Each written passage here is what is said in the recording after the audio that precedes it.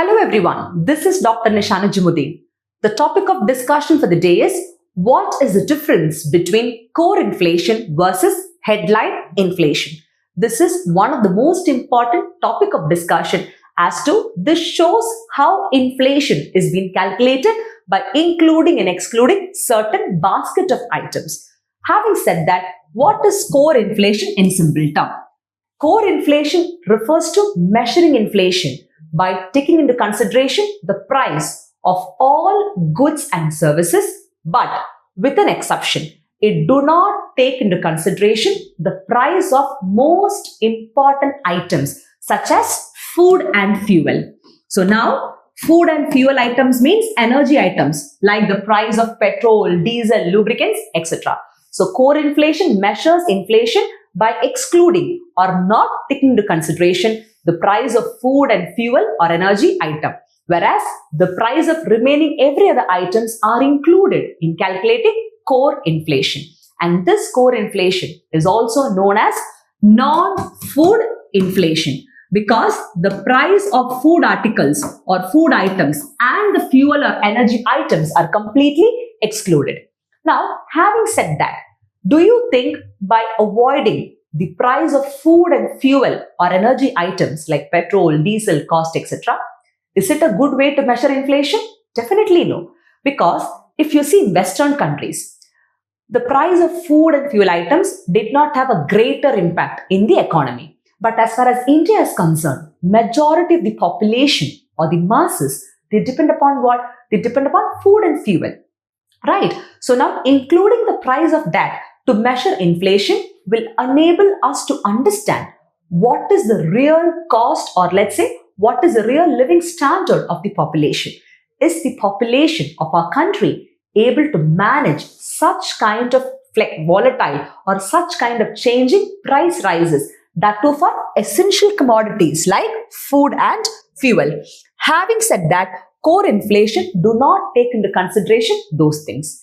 And the reason why core inflation do not include the price of food and fuel or energy item is because of the high volatility of these items. That is, they keep on changing. For example, the price of tomato was rupees 40 per kg yesterday. Today, the price of same tomatoes, it became rupees 60 per kg. So what is happening? It keeps on changing. The price of petrol could be rupees 100 today. Tomorrow or after 2 days, it can become rupees 107. So you see how it is keeping on and on changing. So now, based on market forces, that is demand and supply, always there is a volatility or let's say frequent flexibility in keeping on and on changing the price of such items called as food and fuel. Because of this only, the value of food and fuel items are excluded in the calculation of what?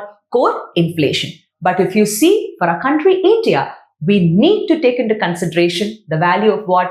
Food and fuel item. But in core inflation, this is not taken into consideration.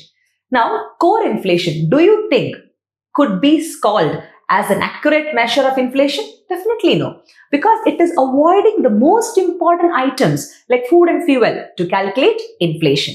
And core inflation cannot be considered as a better indicator of inflation, and it is not going to benefit the policy makers or experts to take effective decision because the most important items like food and fuel or energy is excluded.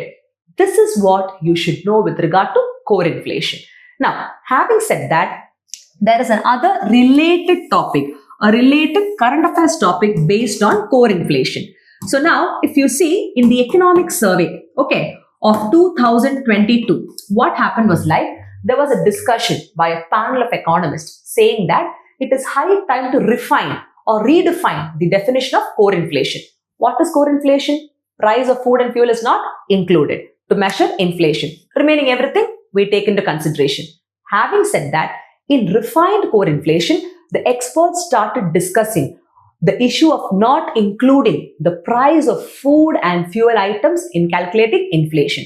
And then they said that in refined core inflation, keeping the food items apart, forget about the food items. They said that certain fuel items like the price of petrol, diesel and other lubricants Why don't we focus on excluding those items also, then calculate core inflation? So that came to be called, that discussion came to a conclusion by developing a concept called as refined core inflation. So in refined core inflation also, it is excluding certain items. What items? In the fuel items, exclusively petrol, diesel and lubricant prices are being excluded. So why can't we do that? That was a discussion. So in order to address the impact, or let's say the issues concerning that, this concept called as refined core inflation was introduced. Now the next one is super core inflation, another related concept.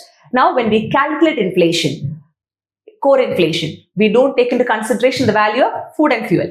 Now super core inflation means it is a measure of inflation where you do not take into consideration the price of gold and silver. In the context that super core inflation means it is a measure of inflation that is calculated after deducting or after minusing the gold and silver prices in order to measure what?